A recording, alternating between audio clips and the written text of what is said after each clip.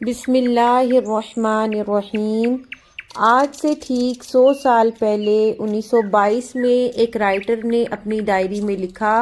کہ دوبارہ جب کیلنڈر پر 22 کا ہنسا آئے گا تو یقیناً نہ آپ ہوں گے نہ میں ہوں گا۔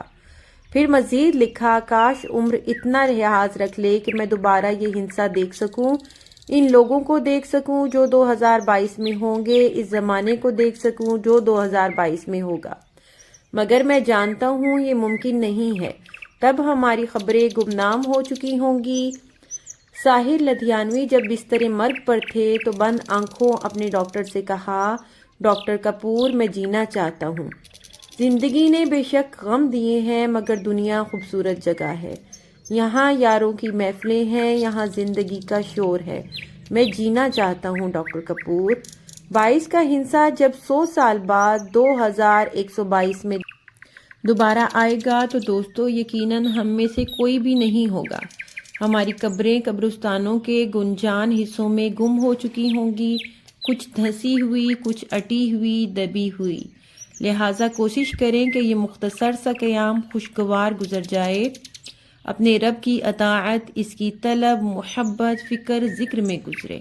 اور کوئی روح، کوئی جسم ایسا نہ ہو جو زخم ساتھ لے کر چلے اور ان زخموں کا الزام ہمارے سر ہو۔ تو دوستو آخر میں ایک پیغام دوں گی آپ سبھی کو کہ شاید یہ آپ کی اور میری مغفرت کا ذریعہ بن جائے۔ اگر آپ سے دنیا میں کسی بہن، بھائی، دوست، رشتہ دار کی حق تلفی ہوئی ہو اور آپ اس سے براہ راست معافی نہ مانگ سکتے ہوں، یا وہ دوست، احباب، رشتہ دار دنیا سے رخصت ہو چکا ہو، تو اس کا صرف ایک ہی حل ہے کہ آپ درود شریف، استغفار، صدقہ، تیسرا کلمہ، کوئی بھی نیک عمل، نفل، کچھ بھی پڑھ کے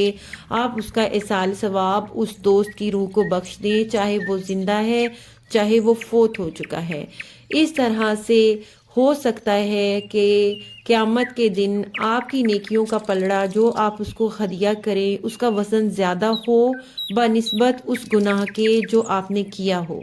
تو دوستو اگر میری ویڈیو آپ کو پسند آئی ہے تو پلیز اس کو لائک اور سبسکرائب کر دیں،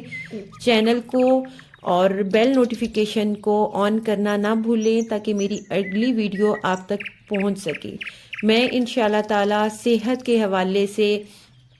طبی اور روحانی معلومات آپ کے ساتھ شیئر کرتی رہوں گی، لیکن میرا مین مقصد ہمارے دین کی اشاعت ہی ہوگا،